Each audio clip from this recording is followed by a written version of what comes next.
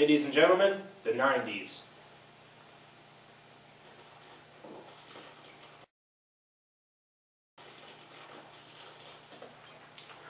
Wait.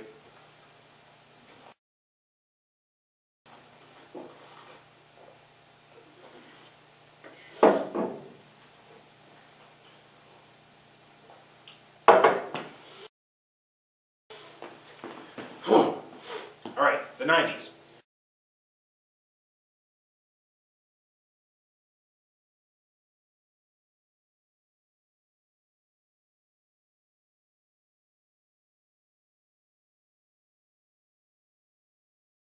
The 90s is the worst decade for comics, bar none. I say this because, in spite of Dr. Wortham and Senator Kefauver's hearings and launching tirades against comic books in the 50s, in spite of the 40s actual comic book burnings, the comics book industry in the 90s nearly dies. And not so much dies as in dead, but it hurts. It really hurts. Because coming off of the 80s, the comic books had a bubble going on, shall we say. Marvel Comics is now owned by Ron Perlman. Ron Perlman does, for comics, not a good deal.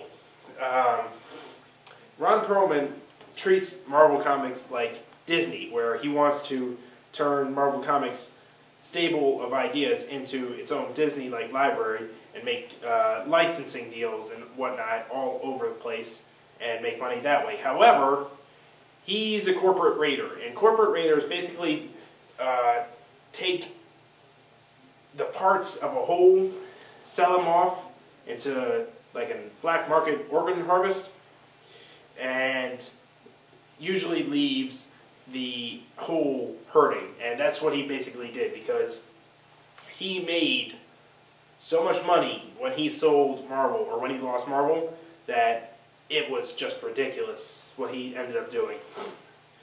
What he ended up doing was, during the 90s, he caused Marvel to go into bankruptcy. He caused Marvel to go exclusive with Heroes World for distribution, and the prices unjustifiably to raise profits. And what ended up happening was this like freight train hitting the comics industry, paired with the speculator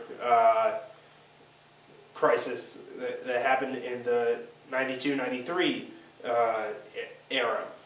That's speculator bubble. These ideas that these comic books are going to be worth hundreds of thousands of dollars in the future, so they decide that they're going to buy as many as possible, and it's going to make a great return. These high-profile events, mainly being X-Men #1, with its 1 million variant covers. Superman's death was a national news item, and it became such a monstrosity that millions of copies were sold of a single issue. What no one realized immediately was that it was the Golden Age and Silver Age books, which were actually rare and needed to be preserved, that were worth the money, whereas the ones that were so common, so new, that they were only worth cover price, if they were worth that, became like junk, basically. People were buying junk, hundreds of copies at a time, and it was the retailers and customers that were doing it. Like, these are the speculators. There's no outright speculators union. It's like, not like you can actually say, these are the guys responsible. No, it was everybody. It was outside forces, inside forces. Like, people that were outside and inside got their wake-up call to get out when the bubble crashed, where these books were no longer worth anything. And what this does is it really hurts the industry. And Image Comics got hurt because they were they were a new thing. Like they had formed in '92 when 7 artists walked off Marvel Comics projects. 7 artists were Los Portacio, Jim Lee, Jim Valentino, Eric Larson, Rob Liefeld, Mark Silvestri, and Todd McFarlane. These guys had successful books, but they got hurt in the meantime. And it wouldn't be... And a lot of people criticized Image Comics because they left for creative freedom and financial control, basically. And what they ended up doing was superheroes. It's like, why would you leave superheroes to write superheroes when you had all this freedom? And what people didn't realize was the beauty of it, that people could submit to Image and people would own it. And eventually, 10 years after they formed, there wasn't a single superhero book being sold at Image in 1 month. Not a single superhero book. And they were selling. So, it was worth it. But, back to the 90s. A lot of things went wrong with Marvel. Ron Perlman was defending against someone a lot richer than him, David Eakin. And there was a bidding war, basically, where David Eakin had Marvel in his possession for a very short amount of time, and there were a lot of presidential changes going on. Vice presidents, presidentials, like editors-in-chief were consistent. However, there was a lot of great things lost. There was a lot of people that could have done something, but got taken off too soon, and whatever. An example would be Marvel used to print a synopsis of what fans needed to know in the inside flap. Not the front page, the inside flap. Now this is one of my favorite practices of the 90s that didn't survive, because years later, under a new regime, the book would get a intro page where people would have to look at a synopsis of the previous story on the front page.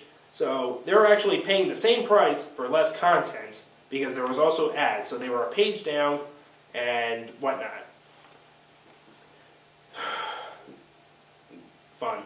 The 90s also saw DC Comics make another buy for characters and whatnot.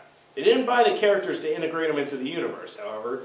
They were a lot more swift about it. DC Comics bought an entire company from Image Comics. DC buys Wildstorm Studios, and Wildstorm has Wildcats. It has the best companies, colorists in the industry, the best industry colorists. It has Jim Lee, and it also has Alan Moore. Alan Moore had already left DC years prior over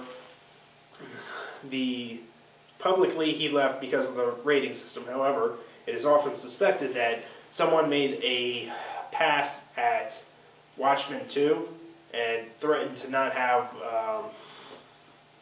Alan Moore or Dave Gibbons involved in the process, and Alan Moore leaves when he wants to leave. Alan Moore will leave a company, like, no matter what, if he feels he's being mistreated. And, well, supposedly there's going to be a firewall between DC Comics and Wildstorm, in which Alan Moore reports to Wildstorm because he's launching his own comic book line called America's Best Comics. And America's Best Comics is going to be all based on his ideas, with no interference. Back to the 90s.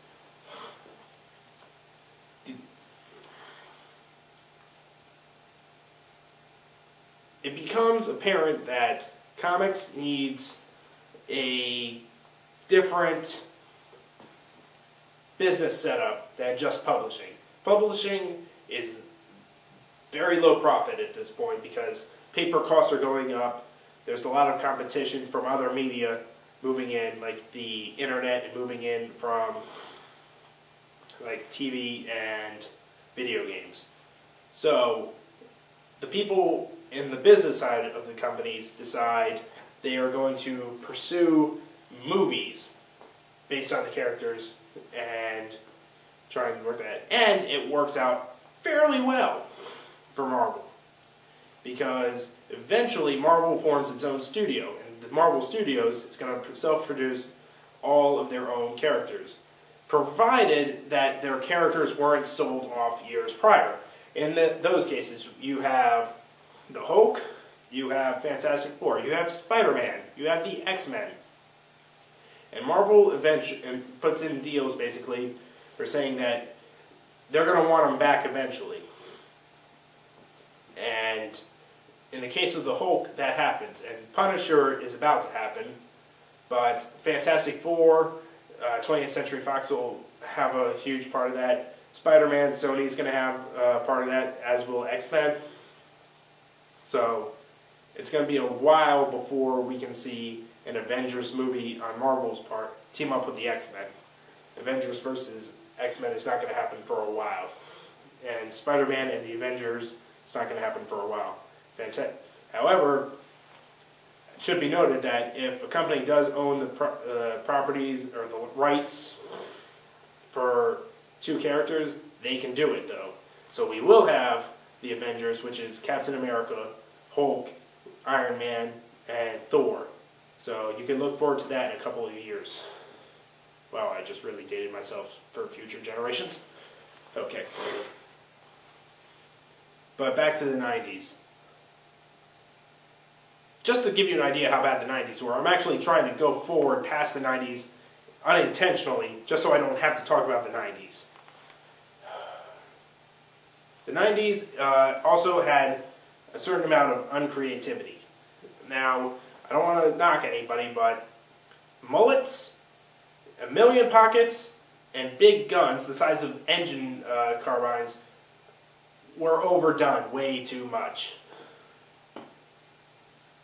Oh, and whoever drew like the swimsuit costume designs, like, what were you thinking? I mean, really, the worst costume design I had to be was on Mrs. Invisible, the Invisible Woman on Fantastic Four, Susan Storm Richards. I don't know if she's hyphenated or not, but they put a 4 cutout on her chest. And she has a sizable chest, and they put a 4 right there. I mean, it was a pure stripper costume. My God, what were you thinking?